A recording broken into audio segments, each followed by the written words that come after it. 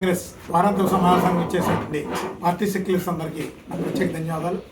ఈరోజు ఆంధ్రప్రదేశ్లో ఒక తెలియనటువంటి కుట్రపూరితమైనటువంటి రాజకీయాలకి వేదికగా మారిపోయింది. ఈరోజు ఆంధ్రప్రదేశ్లో పవన్ కళ్యాణ్ ఎలా తయారయ్యారంటే అతను రాజకీయాల్లో అతనికంటూ సొంత ఎజెండా లేదు, తన పార్టీకి ఎజెండా లేదు.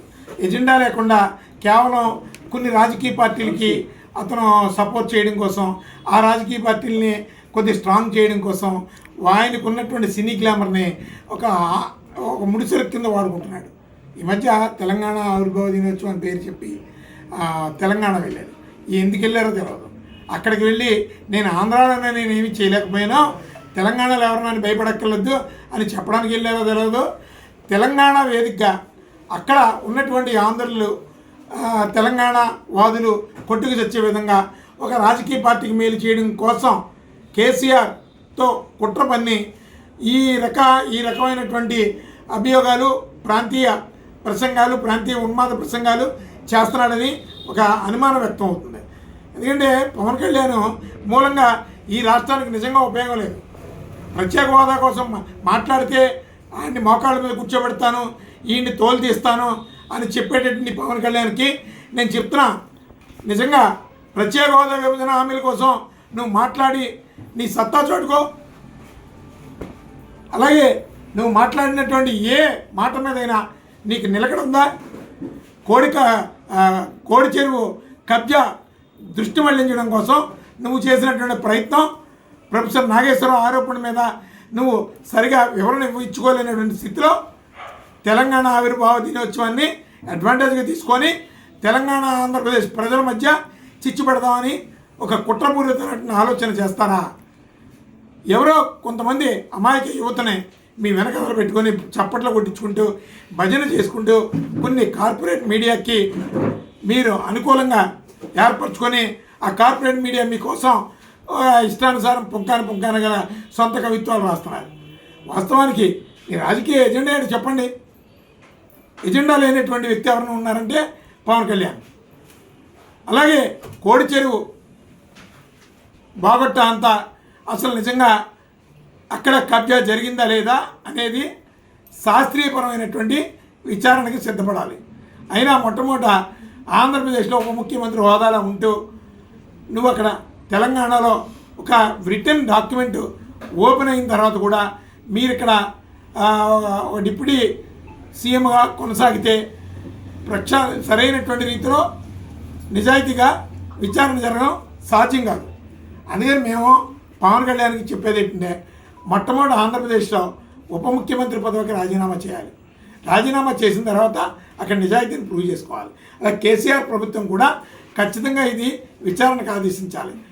ఈ పాటికే సుమోటగా కేసులు నమోదు చేయాలి. ఎందుకంటే ప్రభుత్వ భూమని మీ యొక్క డాక్యుమెంట్స్లో ఉంది, మీ పోర్టల్లో ఉంది, మీ వెబ్ పోర్టల్లో వెరీ క్లియర్గా ఉంది. ఆ సర్వే నెంబర్ 406. మరి ఇంత క్లియర్గా ఉన్నప్పుడు ఒక సామాన్యుడి మీద అయితే మీరు కేసులు కట్టేస్తారా? పవన్ కళ్యాణ్ మీద ఎందుకు కట్టడానికి ఆలోచిస్తున్నారు? అంటే లా అనేది ఒకరికి సమానంగా ఉండదా? Rule is rule for all అనే సామెత ఏం కాదు, నిజం అది. ఆ నిజాన్ని ఎందుకు మీరు తొక్కి పెడుతున్నారు? మొట్టమొదట తెలంగాణ ముఖ్యమంత్రి దీనికి సమాధానం చెప్పాలి. అలాగే పవన్ కళ్యాణ్ 100% రాజీనామా చేయాలి. అప్పుడే ప్రజలకు చట్టాల మీద విశ్వాసం పెరుగుతుంది. ఈరోజు పవన్ కళ్యాణ్ చేస్తున్నటువంటి ఆంధ్రప్రదేశ్ను సర్వనాశనం చేయడానికి కంకణం కట్టుకున్నటువంటి ఏకైక వ్యక్తి ఎవరు ఉన్నారంటే పవన్ కళ్యాణ్.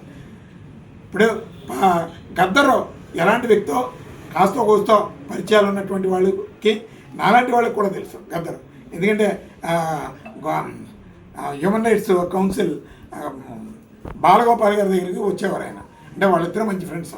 బాలగోపాల్ గారి దగ్గర నేను అడ్వకేట్గా ఉన్నప్పుడు చిన్న సజెషన్స్ కోసం నేను ఉమ్మడి ఆంధ్రప్రదేశ్లో ఉన్నప్పుడే ఆయనతో నాకు టచ్లో ఉండేది.